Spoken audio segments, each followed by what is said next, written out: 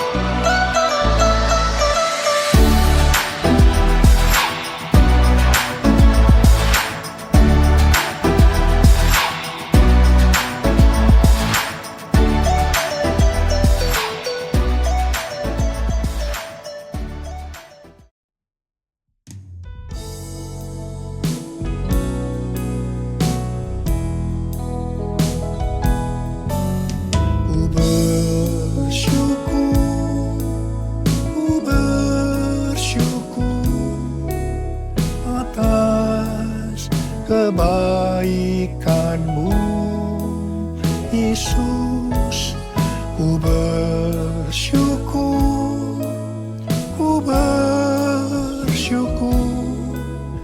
atas kasih setiamu,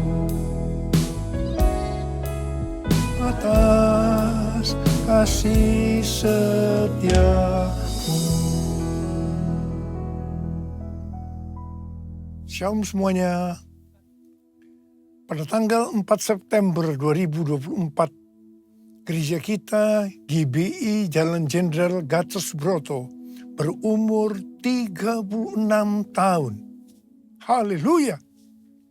Dimulai dari kebaktian perdana kita pada tanggal 4 September 1988 di Gedung Karsa Pemuda Senayan, Jakarta, dengan jemaat sekitar 400 orang.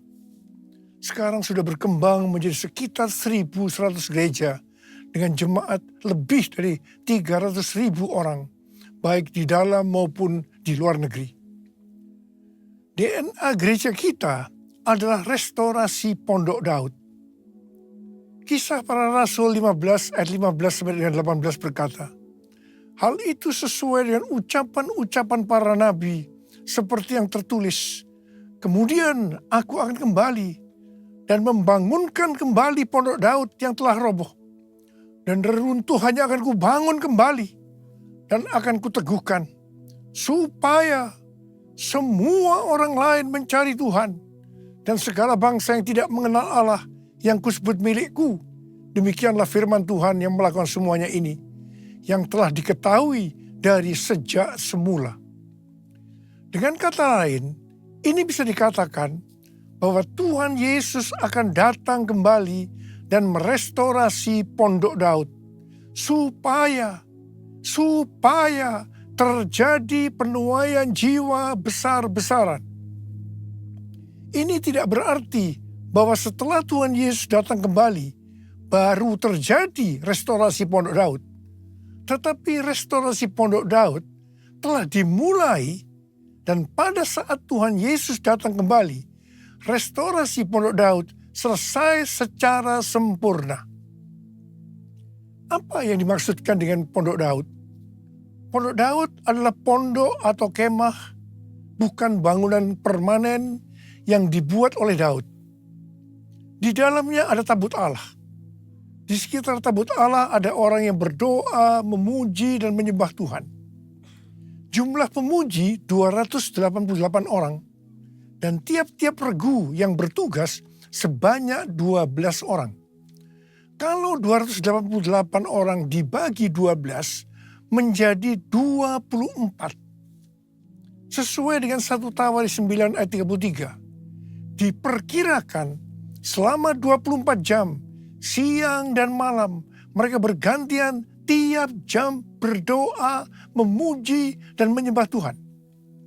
Jadi, Pondok Daud ini berbicara tentang doa, pujian, dan penyembahan bersama-sama dalam unity siang dan malam. Setelah umur gereja kita memasuki usia 25 tahun, Tuhan menambahkan pengertian tentang restorasi Pondok Daud, yaitu prajurit-prajurit Tuhan yang gagah perkasa, yang mempunyai gaya hidup berdoa, memuji, dan menyembah Tuhan bersama-sama dalam unity siang dan malam, dan yang melakukan kehendak Tuhan pada zaman ini. Restorasi Pondok Daud akan mengakibatkan penuaian jiwa yang terbesar dan yang terakhir sebelum Tuhan Yesus datang kembali. Pada waktu murid-murid Tuhan Yesus menantikan pencurahan Roh Kudus Pentakosta pertama, mereka bertekun dengan sehati dalam doa bersama-sama. Ini bisa diartikan mereka berdoa, memuji, dan menyembah Tuhan dalam unity siang dan malam. Ini prinsip restorasi Pondok Daud. Ini prinsip menara doa. Setelah Roh Kudus Pentakosta pertama turun, maka mereka dipakai untuk menyelesaikan amanat agung. Sejak 36 tahun yang lalu, gereja kita DNA-nya adalah restorasi Pondok Daud. Kita tidak pernah mengira ini untuk mempersiapkan pencurahan Roh Kudus Pentakosta yang ketiga. Sekarang Pentakosta yang ketiga sudah turun. Kita merasakan bahwa pencurahan Roh Kudus Pentakosta ketiga lebih dahsyat. Tuhan mau agar kita makin bertekun dalam doa, pujian, dan penyembahan bersama-sama dalam unity siang dan malam. Penuaian jiwa yang terbesar dan yang terakhir sudah dimulai. Harvest now, Jesus for everyone. Harvest now, Jesus for everyone. Api Roh Kudus Pentakosta ketiga juga sedang membakar segala kotoran. Hal-hal yang tidak berkenan di hati Tuhan sedang dibersihkan. Hal ini sesuai dengan Maliahi 3 ayat 1 sampai dengan 4 yang berkata, "Lihat, aku menyuruh utusanku agar ia mempersiapkan jalan di hadapanku. Tiba-tiba Tuhan yang kamu cari akan datang ke bait-Nya. Utusan perjanjian yang kamu inginkan itu sesungguhnya ia datang, firman Tuhan semesta alam. Siapakah yang dapat tahan akan hari kedatangannya? Siapakah yang dapat tetap berdiri ketika ia menampakkan diri? Sebab ia seperti api pemurni logam dan seperti sabun penatu. Ia akan duduk seperti orang yang memurnikan dan menahirkan perak.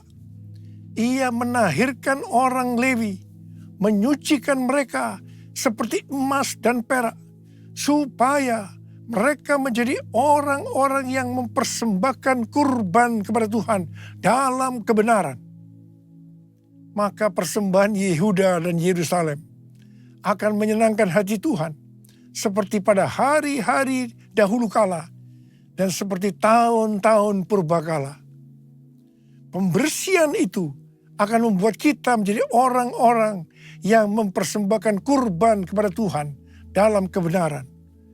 Persembahan kita akan menyenangkan hati Tuhan. Hidup kita harus kudus.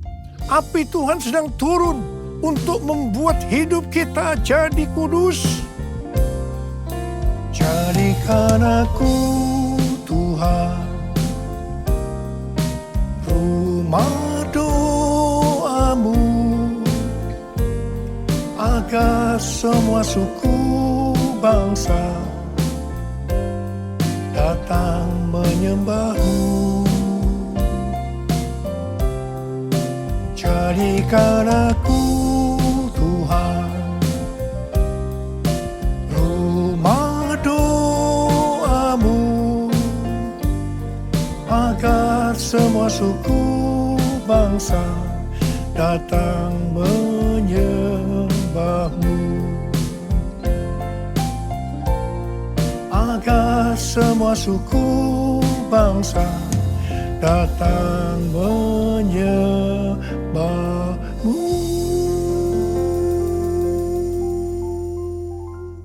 Perjalanan rohani kita sampai dengan tahun 2033 untuk menyelesaikan amanat agung bisa digambarkan seperti perjalanan bangsa Israel memasuki tanah Kanaan atau tanah perjanjian di bawah pimpinan Yosua. Yosua 3 ayat 4 berkata bahwa perjalanan ini akan melalui jalan yang belum pernah dilalui sebelumnya. Perjalanan ini akan dipimpin oleh tabut Allah. Supaya tahu tuntunan tabut Allah, maka harus ada jarak sekitar 2000 hasta, sekitar 914 meter. Perjalanan kita untuk menyelesaikan amanat agung dan memasuki tahun 2033 akan melalui jalan yang belum pernah kita lalui sebelumnya. Karena itu perjalanan ini akan dipimpin oleh Roh Kudus. Supaya kita tahu pimpinan Roh Kudus, maka kita harus banyak berdoa, memuji dan menyembah Tuhan dalam unity siang dan malam. Hidup kita harus kudus. Tanpa kekudusan kita tidak akan melihat Tuhan. Tanpa kekudusan kita tidak akan mengerti tuntunan Roh Kudus. Yang percaya katakan amin. Tuhan memberikan tuntunan kepada kita seperti yang ditulis dalam Yesaya 43 ayat 18 sampai dengan 21. Janganlah mengingat-ingat hal-hal yang dahulu. Janganlah memperhatikan hal-hal yang dari zaman purbakala. Lihat, aku hendak membuat sesuatu yang baru, yang sekarang sudah tumbuh. Belumkah kamu mengetahuinya? Ya, aku hendak membuat jalan di padang gurun, dan sungai-sungai di padang belantara. Binatang liar akan memuliakan aku, serigala dan burung unta, sebab aku membuat air memancar di padang gurun, dan sungai-sungai di padang belantara, untuk memberi minum umat pilihanku. Umat yang kubentuk bagiku akan memberitakan kemasyuranku. Di sini Tuhan memberikan kepada kita pengertian sebagai berikut. Cara-cara yang dipakai sekarang menuju tahun 2033 tidak sama dengan yang dipakai di zaman dulu.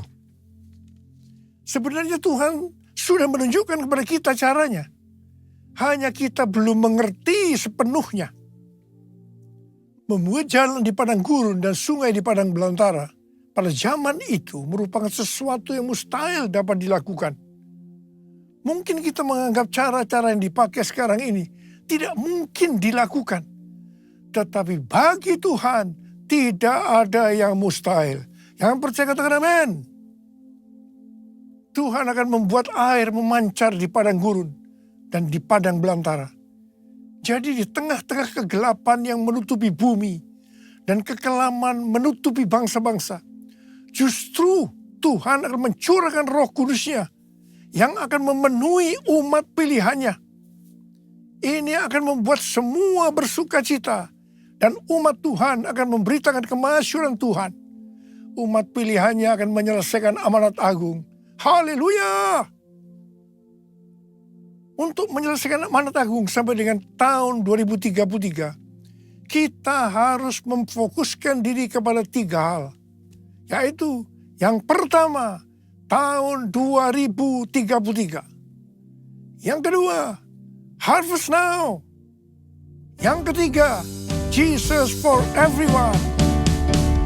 Jesus for everyone. Jesus for everyone. Jesus for everyone.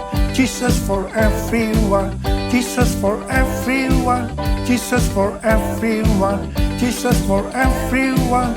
Jesus for everyone. Haleluya. Tanggal 3 sampai dengan 5 Juli 2024 di SICC diadakan konferensi Everyone Asia, Reaching Every Person on Earth. 6 generasi semua hadir, yaitu generasi silent, baby boomer, X, Y atau milenial, Z, dan generasi alpha. Saya waktu itu bertanya-tanya kepada Tuhan, Tuhan, bagaimana cara untuk membuat mereka semua dapat mengerti pesan-pesan Tuhan? Karena umur mereka dari di bawah 15 tahun sampai dengan di atas 80 tahun. Saya bertanya-tanya kepada Tuhan berulang-ulang. Dan akhirnya Tuhan berkata kepada saya, itu bukan urusanmu, tetapi bagianmu melakukan yang aku suruh kepadamu. Saya jawab, ya Tuhan. Tetapi saya terus berpikir, bagaimana supaya menyatukan mereka? Terakhir, baru saya diberikan pengertian bahwa yang menyatukan mereka adalah doa, pujian, dan penyembahan bersama-sama dalam unity siang dan malam. Haleluya! Sesuai dengan yang tertulis dalam Yesaya 60 ayat 1 sampai dengan 7. Yang mengatakan bahwa sebab sesungguhnya kegelapan menutupi bumi dan kekelaman menutupi bangsa-bangsa. Tetapi terang Tuhan terbit atasmu dan kemuliaannya menjadi nyata atasmu. Sebab itu bangkitlah, menjadi teranglah. Sebab terangmu datang dan kemuliaan Tuhan terbit atasmu. Kalau kita bangkit dan menjadi terang, maka bangsa-bangsa dan raja-raja datang kepada terang yang terbit atas kita. Artinya akan terjadi penuaian jiwa secara global. Harap diperhatikan bahwa kalau kita dipakai oleh Tuhan untuk memenangkan jiwa bagi Tuhan, itu bukan karena kita hebat, tetapi karena pengurapan Tuhan yang turun ke atas kita. Demikian pula kalau kita diberkati berlimpah-limpah, itu bukan karena prestasi kita, bukan karena kehebatan kita, tetapi semua karena kemurahan Tuhan. Hal yang kedua, kalau kita mau bangkit dan menjadi terang, kita akan tercengang dan akan berbesar hati. Sebab kelimpahan dari seberang laut akan beralih kepada kita. Dan kekayaan bangsa-bangsa akan berpindah kepada kita. Yang percaya katakan amin. Harap diperhatikan. Kalau kita diberkati oleh Tuhan dalam hal materi, itu bukan hanya untuk kepentingan pribadi kita, tetapi yang lebih penting adalah untuk dipakai menyelesaikan amanat agung. Ini sesuai dengan Yesaya 60 ayat 7 yang berkata, segala kambing domba Kedar akan berhimpun kepadamu. Domba-domba jantan Nebayot akan tersedia untuk ibadahmu. Semuanya akan dipersembahkan di atas mezbahku sebagai korban yang berkenan kepadaku. Dan aku akan menyemarakkan rumah kemuliaanku. Bangkitlah, terangmu sudah datang. Bangkitlah, terangmu sudah datang. sudah datang. Kemuliaan Tuhan telah terbit, kemuliaan Tuhan telah datang, kemuliaan Tuhan telah terbit atasmu, atasmu, atasku. Bangkit dan jadi teranglah, artinya kita harus berbuah. Tuhan Yesus berkata dalam Yohanes 15 ayat 1-2, Akulah pokok anggur yang benar, dan Bapakulah tukang kebunnya. Setiap carang padaku yang tidak berbuah, dipotongnya. Dan setiap carang yang berbuah, dibersihkannya, supaya ia lebih banyak berbuah. Carang yang tidak berbuah dipotong, jatuh ke tanah, menjadi kering, kemudian dikumpulkan orang, dan dicampakkan ke dalam api, lalu dibakar. Jadi, kalau kita tidak berbuah, akibatnya akan dimasukkan ke dalam api neraka. Jangan sampai tidak berbuah. Waktu Tuhan Yesus memberikan perumpamaan tentang penabur benih, dikatakan ada benih yang jatuh di semak duri. Semak duri ini akan semakin besar dan menghimpit tanaman itu sehingga tidak berbuah. Ini menggambarkan orang yang mendengarkan firman, lalu kekhawatiran dunia, tipu daya, kekayaan, dan kenikmatan hidup menghimpit firman sehingga tidak berbuah. Tuhan Yesus dengan tegas memberitahu kepada kita bahwa faktor utama yang menyebabkan orang percaya tidak berbuah adalah kekhawatiran dunia, tipu daya kekayaan, dan kenikmatan hidup. Ini adalah tipu daya si iblis. Hal ini banyak dialami oleh orang Kristen. 1 Timotius 6 ayat 6-10 berkata, memang kesalehan itu kalau disertai rasa cukup memberi keuntungan besar. Sebab kita tidak membawa apapun ke dalam dunia, dan kita pun tidak dapat membawa apa-apa keluar. Asal ada makanan dan pakaian, cukuplah. Namun, mereka yang ingin kaya terjatuh ke dalam pencobaan, ke dalam jerat, dan ke dalam berbagai nafsu yang hampa dan mencelakakan, yang menenggelamkan manusia ke dalam keruntuhan dan kebinasaan. Sebab akar segala kejahatan ialah cinta uang. Dan karena memburu uanglah beberapa orang telah menyimpang dari iman dan menyiksa dirinya dengan berbagai duka. Karena itu Tuhan Yesus berkata, bangkitlah, jadi teranglah. Artinya kita harus berbuah. Tuhan Yesus berkata, kalau kita tinggal di dalam Dia dan firman-Nya tinggal di dalam kita, maka kita akan berbuah. Bagi orang yang seperti itu, Tuhan Yesus berkata, seperti terdapat dalam Yohanes 15 ayat 7 dan 8. Mintalah apa yang kamu kehendaki, maka akan diberikan kepadamu. Dalam hal inilah Bapakku dimuliakan, bahwa kamu berbuah banyak, dan menunjukkan kamu adalah murid-muridku. Galatia 5 ayat 22 dan 23 berkata, namun buah roh ialah kasih, sukacita, damai sejahtera, kesabaran, kemurahan, kebaikan, kesetiaan, kelemah lembutan, dan penguasaan diri. Tidak ada hukum yang menentang hal-hal itu. Kembali kepada pesan Tuhan Yesus tentang carang yang berbuah, akan terus dibersihkan supaya lebih banyak berbuah. Ini berarti kita yang berbuah akan terus dibersihkan, mengalami proses pemurnian terus-menerus, sehingga akan bertambah kudus dan menjadi serupa dengan gambar Yesus.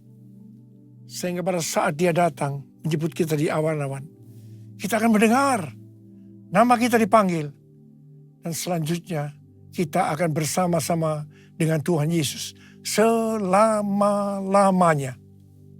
Mari angkat tangan kita. Katakan bersama saya. Dengar dia panggil nama saya. Dengar dia panggil namamu.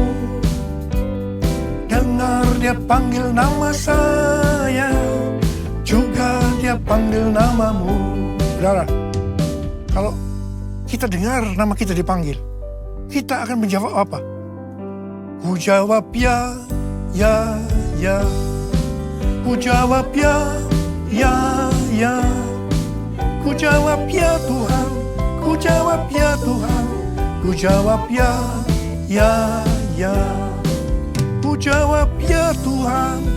Ku jawab ya Tuhan. Ku jawab ya, ya, ya.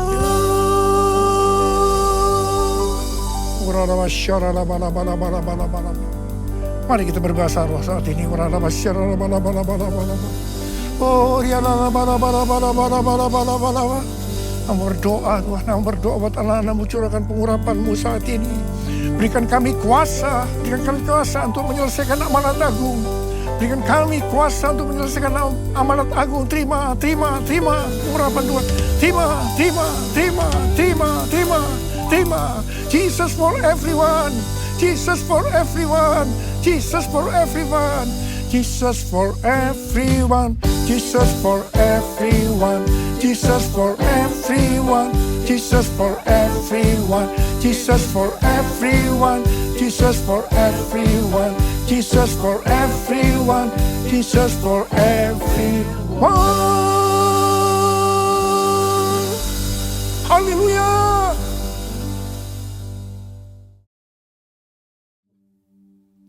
Kita akan masuk dalam perjamuan kudus. Kita akan mengingat ayat ini. Sebab setiap kali kamu makan roti ini dan minum cawan ini, kamu memberitakan kematian Tuhan sampai ia datang. Perjamuan kudus adalah perjamuan Tuhan Yesus sendiri. Setiap kali kita masuk dalam perjamuan kudus, Tuhan Yesus selalu berkata, biarlah ini menjadi peringatan akan aku. Karena itu mari, arahkan hati kita kepada kebaikan Tuhan. Supaya kita lebih mengasihi Tuhan Yesus. Supaya kita lebih mengasihi satu dengan yang lain. Mari tundukkan kepala. Bapa, siapakah kami sebelum kami mengenal Engkau? Kami semua orang berdosa. Upah dosa adalah maut, mati. Tapi Engkau yang tidak berdosa telah dijadikan dosa oleh karena kami. Engkau harus turun dari sorga mulia, mati, ganti kami dengan penderitaan yang luar biasa.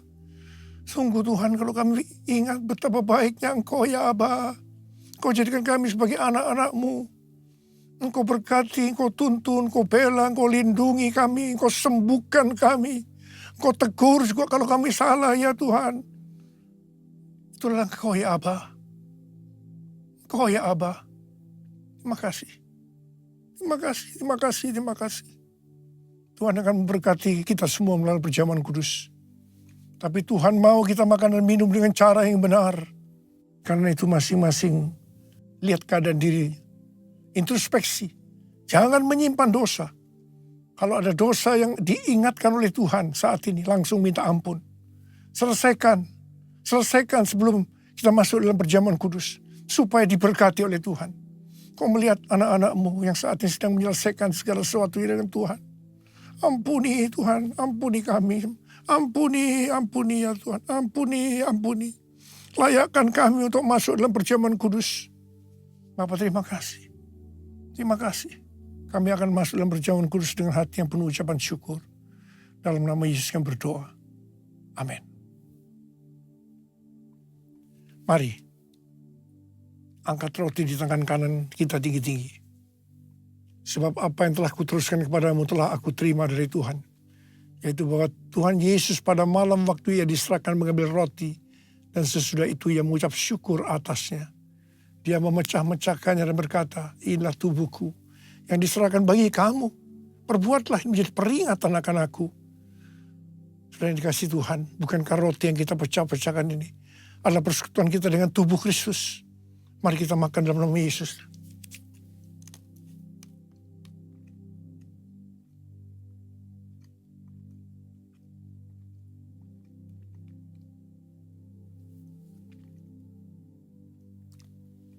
Angkat cawan di tangan kanan kita tinggi-tinggi. Mungkin juga ia mengambil cawan sesudah makan lalu berkata, cawan ini adalah perjanjian baru yang dimeteraikan oleh darahku. Perbuatlah ini. Setiap kali kamu meminumnya menjadi peringatan akan aku. Sudah dikasih Tuhan. Bukankah cawan pengucapan syukur yang atasnya kita ucapkan syukur adalah persekutuan kita dengan darah Yesus. Mari kita minum dalam nama Yesus.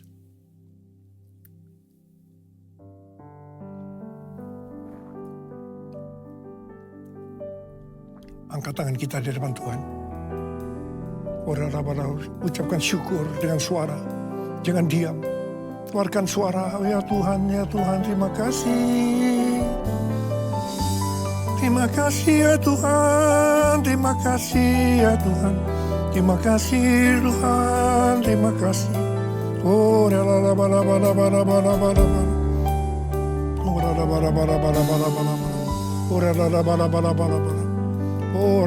kau melihat Tuhan anak-anakmu.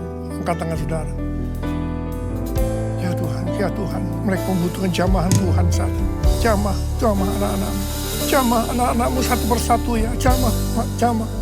Saat ini kau sedang menyembuhkan yang sakit. Sedang membebaskan yang terikat. Kau menghibur yang susah. Kau menguatkan yang lemah. Kau memberikan pengharapan yang baru. Bagi yang mereka datang dengan keadaan putus pengharapan. Terima kesembuhan. Terima.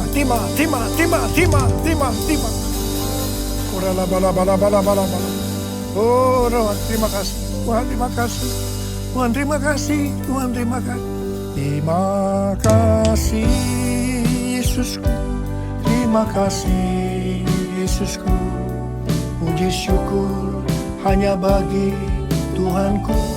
Terima kasih Yesusku. Terima kasih Yesusku. Puji syukur hanya bagi Tuhanku. Terima kasih Yesusku.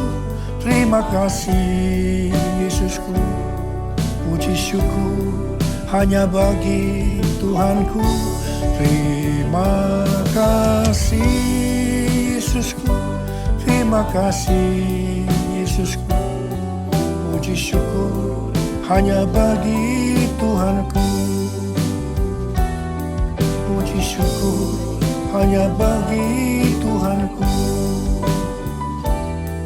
Puji syukur hanya bagi Tuhanku.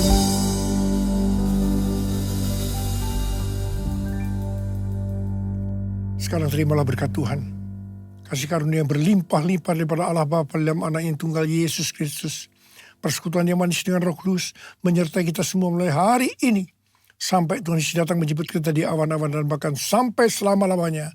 Yang percaya bersama-sama katakan, Amin.